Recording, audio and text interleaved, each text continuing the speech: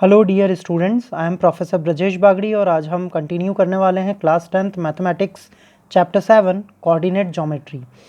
Coordinate geometry के last कुछ video lectures में आप लोगों ने डिस्टेंस फार्मूला के बारे में समझा था, उस पर बेस्ड हमने कुछ क्वेश्चंस भी सॉल्व किए थे।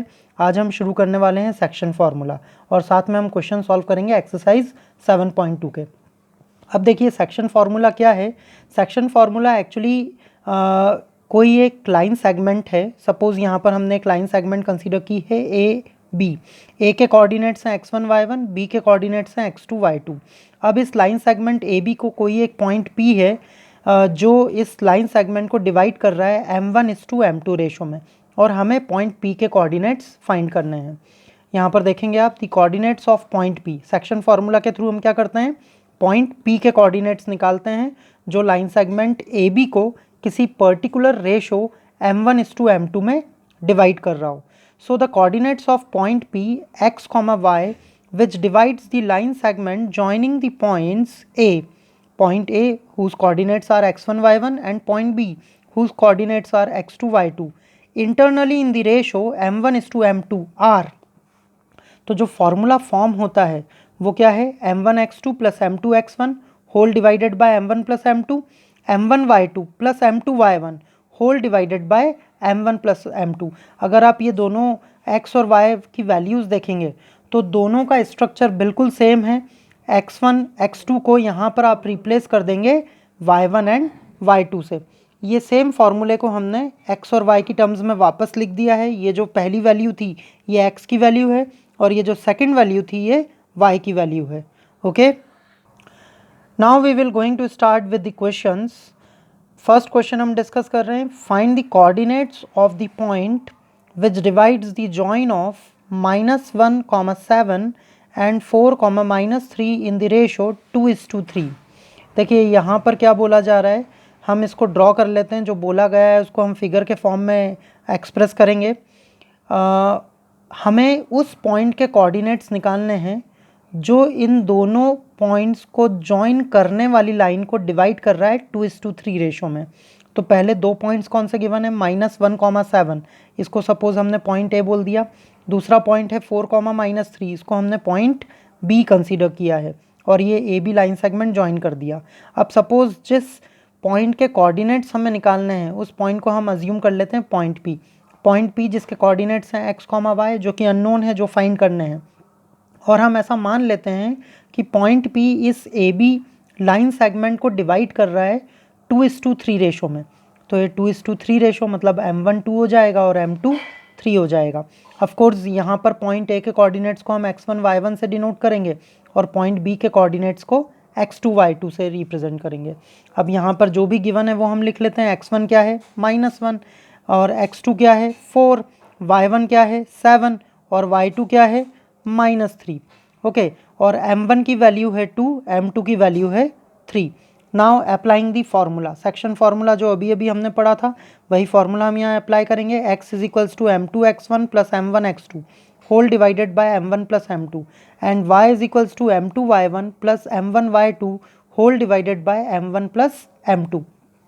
सब्सटीट्यूटिंग द वैल्यूज़, m2 की जगह आप रखेंगे 3 इंटू x1। x1 की वैल्यू कितनी है -1, तो 3 इंटू -1 प्लस m1 की जगह फिर क्या रखना है आपको 2, यहाँ 2 रखा और x2 की प्लेस पर आप रखेंगे 4, तो ये 2 इंटू 4 होल डिवाइडेड बाय, अब क्या आना है m1 प्लस m2।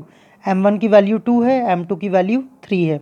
ऐसे ही हम y में भी सारी वैल्यू सब्सटीट्यूट कर देंगे। m2 3, y1 is 7 plus as it is m1 is 2 and y2 is -3 whole divided by m1 plus m2 that is 2 + 3।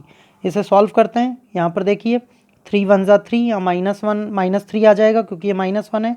2 4 ज़ा 8, 2 + 3 5। पहले x को पूरा सॉल्व कर लेते हैं। 8 में से 3 जाएंगे 5 बचेंगे, प्लस 5/5 दोनों कैंसिल होके x की वैल्यू आ जाएगी 1। अब हम y कोऑर्डिनेट की वैल्यू सॉल्व करेंगे। 3 7 ज़ा 21, 2 3 ज़ा 6 plus minus minus sign of minus. Okay, then 21 - 6 is 15, 15 divided by 5, इसको कैंसिल किया तो यहाँ y की वैल्यू आ जाएगी 3। So the required point is x = 1 and y = 3। Dear students, अगर आप लोगों को हमारे वीडियोस समझ में आते हैं तो प्लीज़ आप हमारा चैनल ब्रजेश बागड़ी सब्सक्राइब करें और साथ में बेल आइकन प्रेस करना ना भूलें ताकि आपको आगे आने वाले वीडियोस की अपडेट्स मिलती रहे। वीडियोस लाइक करें, शेयर करें। ओके, नेक्स्ट क्वेश्चन अब हम डिस्कस करेंगे। देखिए, अभी हमने लास्ट क्वेश्चन में क्या किया था, रेशो हमें गिवन था, एंड पॉइंट्स हमें गिवन थे लाइन सेगमेंट के, और हमने वो पॉइंट फाइंड किया था जो उस पर्टिकुलर लाइन सेगमेंट को गिवन रेशो में डिवाइड कर रहा था। अब यहाँ पर कुछ डिफरेंट क्वेश्चन हम सॉल्व करने वाले हैं। क्वेश्चन देखेंगे सबसे पहले, in what ratio does the point -4,6 divide the line segment joining the points A whose coordinates are given and B whose coordinates are given। तो डियर स्टूडेंट्स, क्वेश्चन पढ़ के हमें समझ में आ रहा है कि यहाँ पर प्रोसेस थोड़ी सी रिवर्स है। यहाँ पर वो पॉइंट दे रखा है जो ए बी लाइन सेगमेंट को डिवाइड कर रहा है। देखिए, ए के कोऑर्डिनेट्स दिए हैं -6,10, बी के कोऑर्डिनेट्स दिए हैं 3,-8, और इस ए बी लाइन सेगमेंट को जो पॉइंट डिवाइड कर रहा है उस पॉइंट के कोऑर्डिनेट्स भी गिवन है। उस पॉइंट के कोऑर्डिनेट्स क्या है, 4,-6। आपको क्या करना है इस क्वेश्चन में, आपको यहाँ पर फाइंड करना है रेशो। रेशो आपको गिवन नहीं है तो you have to find the ratio. ठीक है, अब जब भी रेशो फाइंड करने वाले क्वेश्चंस होते हैं तो उनको बहुत आसानी से आप सॉल्व कर सकते हैं। हमेशा आपको क्या करना है, जो रेशो है रिक्वायर्ड रेशो, उसे आपको अज्यूम कर लेना है K:1। So let the required ratio be K:1। हमने सबसे पहले क्या किया, रेशो को K:1 सपोज कर लिया। अब ये है पॉइंट ए। पॉइंट ए के कोऑर्डिनेट्स हम generally according to formula x1 y1 assume करते हैं। पॉइंट बी के कोऑर्डिनेट्स को हम x2 y2 अज्यूम करते हैं। जो पॉइंट इस पूरी लाइन सेगमेंट को डिवाइड करता है उसके कोऑर्डिनेट्स हम x और y अज्यूम करते हैं।